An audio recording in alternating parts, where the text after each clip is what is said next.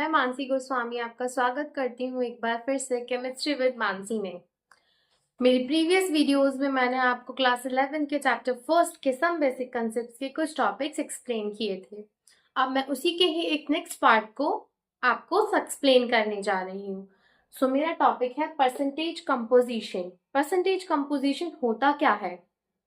हम जैसे परसेंटेज निकालते हैं किसी भी चीज का, वैसे ही हमारी जो भी रिएक्शंस होती हैं उसमें जो मॉलिक्यूल्स हैं वो किस परसेंटेज में एक दूसरे के साथ कंपोजिट कर रहे हैं वो हम इससे सीखेंगे। Refers to percentage by mass of each element in a compound, यानी कि एक कंपाउंड के अंदर एक एलिमेंट का कितना मास है। एक कंपाउंड हमारा एक एलिमेंट से मिलके तो बन नहीं सकता, उसके अंदर 2 या 3 कंपाउंड एलिमेंट जरूर होंगे। सो उन एलिमेंट्स का मास कितना है, उन एलिमेंट्स का परसेंटेज कितना है मास का, वो हमें परसेंटेज कंपोजिशन से निकालने में हेल्प मिलती है। It tells you by how much of each element is present in 100 gram of the compound. ये हमें बताता है कि हमारे 100 ग्राम ऑफ कंपाउंड के अंदर कितने एलिमेंट्स प्रेजेंट हैं। किस चीज से पता चलेगा हमें? परसेंटेज कंपोजिशन से। हमारा परसेंटेज कंपोजिशन कैलकुलेट करने का एक फॉर्मूला भी होता है, तो आइए उसे भी देख लेते हैं। Percentage composition of element equals to mass of element in 1 mole of compound. एक मोल ऑफ कंपाउंड के अंदर कितना मास है एलिमेंट का वो लेंगे हम, उसको डिवाइड करेंगे मोलर मास से कंपाउंड के। अब हम मोलर मास कैसे कैलकुलेट करेंगे वो भी मैं आपको सिखाऊंगी अभी। पहले ये फॉर्मूला देख लेते हैं। डिवाइड करेंगे मोलर मास ऑफ कंपाउंड से एंड देन मल्टीप्लाई करेंगे 100 से। परसेंटेज निकालने के लिए 100 से मल्टीप्लाई करना नीडेड है, बेसिक है ये। सो आप देख लीजिए परसेंटेज कंपोजिशन फॉर्मूला देख लीजिए अच्छे से, क्या है डेफिनेशन वो अच्छे से समझ लीजिए। फिर मैं आपको मोलर मास कैलकुलेट करना सिखाऊंगी, जिससे फिर हम हमारा परसेंटेज कंपोजिशन किसी भी कंपाउंड का, किसी भी एलिमेंट का निकाल सकते हैं। अब कैलकुलेट करना सीखते हैं हम मोलर मास किसी भी कंपाउंड का। सबसे पहले कंपाउंड लेंगे हम H2O। हमें परसेंटेज कंपोजिशन निकालना है H2O का, लेकिन उससे पहले हमें उसका मोलर मास पता होना चाहिए। वो कैसे निकालेंगे? हाइड्रोजन का मास कितना होता है? Atomic mass that is 1। Hydrogen के कितने मॉलिक्यूल्स हैं? 2 इंटू 2 प्लस ऑक्सीजन का कितने मॉलिक्यूल्स हैं? 1, so it will be 16। 2 plus 16 equals to 18। H2O का मोलर मास कितना आया हमारा? 18। अब हम परसेंटेज कंपोजिशन निकालेंगे। Percentage composition of water means H2O। ऊपर क्या रखना है हमें फॉर्मूले में? ऊपर रखना है हमें मास ऑफ एलिमेंट इन 1 मोल। तो हाइड्रोजन का निकालेंगे पहले, पूरे वाटर का नहीं निकालेंगे, हाइड्रोजन का निकालेंगे पहले। हाइड्रोजन के कितने मोल है? एक मोल के अंदर कितना मास है हाइड्रोजन का? 2। और मोलर मास कितना है? 18। और मल्टीप्लाई करेंगे 100 से, so it will become 11.11 approximately। कुछ नहीं किया हमने परसेंटेज कंपोजिशन निकालने में, बेहद सिंपल है। ध्यान से देखिए, पहले हम मोलर मास निकालेंगे H2O का, पूरे कंपाउंड का हम अच्छे से मोलर मास निकालेंगे जो कि हमारा 18 आया। फिर हमने परसेंटेज कंपोजिशन का फॉर्मूला देखा था, उस परसेंटेज कंपोजिशन के फॉर्मूले के अंदर हम उस वैल्यूज को पुट करेंगे और हमारा हाइड्रोजन का परसेंटेज कंपोजिशन वाटर के अंदर निकल के आ जाएगा, दैट इज अप्रोक्सीमेटली 11.11। इसी तरह से हम बाकी और मॉलिक्यूल्स और कंपाउंड्स का भी परसेंटेज कंपोजिशन निकाल सकते हैं। अब आप लोग इसके अंदर ऑक्सीजन का परसेंटेज कंपोजिशन निकालिए। तो अब पढ़ेंगे मॉलिक्यूलर फॉर्मूला, एम्पिरिकल फॉर्मूला। क्या होता है मॉलिक्यूलर फॉर्मूला? किसी भी कंपाउंड का कोई भी एक फॉर्मूला होता है पर्टिकुलर, उसके अंदर कितने एटम्स हैं, यानी कि एक एलिमेंट, एक कंपाउंड के अंदर एलिमेंट्स होते हैं, एलिमेंट्स के अंदर कितने एटम्स हैं वो हम मॉलिक्यूलर और एम्पिरिकल फॉर्मूला से निकाल सकते हैं। Molecular formula, true formula that shows actual number of atoms of each kind.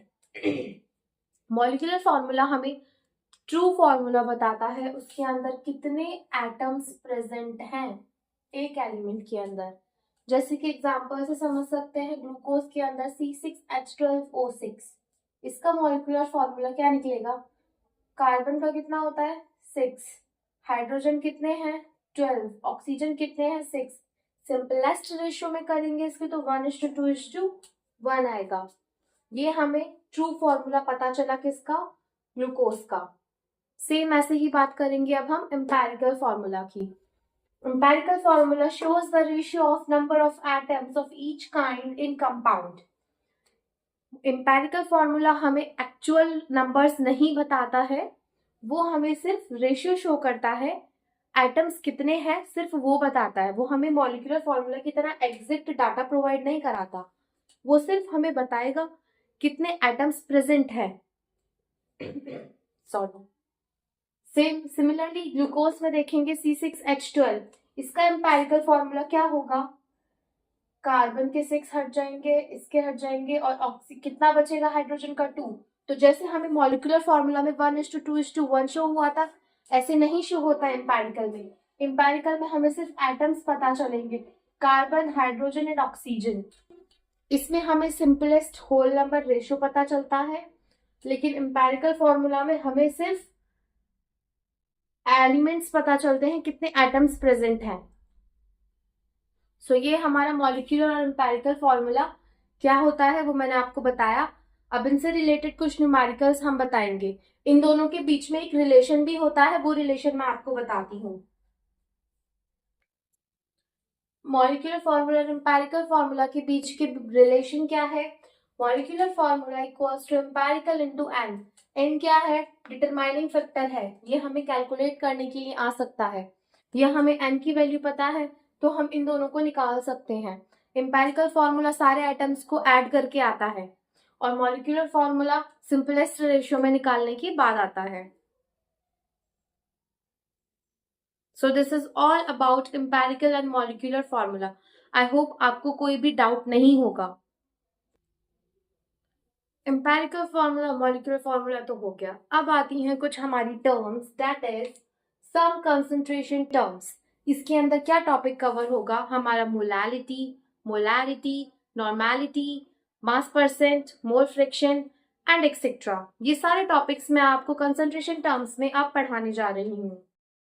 तो ये कुछ बेसिक टर्म्स हैं हमारी some basic concepts of chemistry की, जिसमें सबसे पहली टर्म है मास परसेंट। मास परसेंट क्या होता है? Mass of solute in 100 gram of solution. हम मास परसेंट किसी भी सब्सटेंस का कैसे निकाल सकते हैं? मास ऑफ सॉल्यूट लेंगे, मास ऑफ सॉल्यूशन लेंगे और उनकी मल्टीप्लाई कर देंगे 100 से। कंडीशन ये है वो दोनों ही चीजें ग्राम में होनी चाहिए। 1 kg में 1 ग्राम में ऐसे होगा तो नहीं चलेगा। This is mass percent. Second one is mole fraction. What is mole fraction? एक सब्सटेंस, एक सॉल्यूशन है, उसके अंदर सॉल्यूट निकालना है हमें, तो कैसे निकालेंगे? नंबर ऑफ सॉल्यूट्स लेंगे, डिवाइड करेंगे number of solute plus number of solvent से। ऐसे ही अगर हमें सॉल्वेंट का निकालना है मोल फ्रैक्शन, तो हम क्या करेंगे? नंबर ऑफ सॉल्वेंट लेंगे, डिवाइड करेंगे number of solute plus number of solvent. यानी कि हमें जिसका निकालना है मोल फ्रैक्शन उसको ऊपर लिखेंगे, बाकी सॉल्यूट और सॉल्वेंट को नीचे लिख देंगे। समझ में आया मोल फ्रैक्शन क्या होती है? Next is molarity. मोलैरिटी क्या होती है? मास ऑफ सॉल्यूशन पर ग्राम पर वॉल्यूम ऑफ सॉल्यूशन। मोलैरिटी के अंदर वॉल्यूम डिपेंडेंट होता है, वॉल्यूम कांस्टेंट होना चाहिए, वॉल्यूम चेंज नहीं होना चाहिए। अगर हमें मोल्स निकालने हैं, मोल्स ऑफ सॉल्यूट पता करने हैं, तो मोल्स ऑफ सॉल्यूट कैसे पता करेंगे? मोल्स ऑफ सॉल्यूट पर litre divided by molecular mass. Molarity volume dependent नहीं होती है, टेम्परेचर डिपेंडेंट होती है। इसमें मोल्स ऑफ सॉल्यूट पर मास ऑफ सॉल्वेंट, और ये सॉल्वेंट किस में होना चाहिए? केजी में होना चाहिए। इसमें मास ऑफ सॉल्यूट पर KG of solvent upon molecular mass, इससे हम मोल्स ऑफ सॉल्वेंट निकाल सकते हैं। ये हमारे मास परसेंट निकालने का फॉर्मूला है। मोल फ्रैक्शन कैलकुलेट करने का फॉर्मूला है, मोलैरिटी एंड मोलैलिटी कैलकुलेट करने का फॉर्मूला है। इन फॉर्मूलाज की हेल्प से हम काफी सारे न्यूमेरिकल्स कर सकते हैं, जिसकी प्रैक्टिस हम हमारी नेक्स्ट वीडियो में करेंगे। अब तक के लिए इस चैप्टर के हमने सारे टॉपिक्स कवर कर लिए हैं इंपॉर्टेंट। अगर कोई छूट गया है तो आप मुझे कमेंट सेक्शन में बता सकते हैं, जिससे मैं आपके लिए उस चैप्टर पे उस टॉपिक के ऊपर भी वीडियो बनाऊं। आई होप आप सबको टॉपिक समझ में आए होंगे जो भी मैंने कवर किए हैं। तब तक के लिए नेक्स्ट वीडियो का इंतजार करते रहिए। लाइक शेयर सब्सक्राइब करना मत भूलिएगा और बेल आइकन दबाना जरूरी है। Thank you. So this is all about some basic concepts of chemistry, class 11 का फर्स्ट चैप्टर जो कि मैं कंप्लीट कर चुकी हूँ। सो आप वीडियो को लाइक करना, शेयर करना, सब्सक्राइब करना प्लीज मत भूलिएगा। Thank you for watching.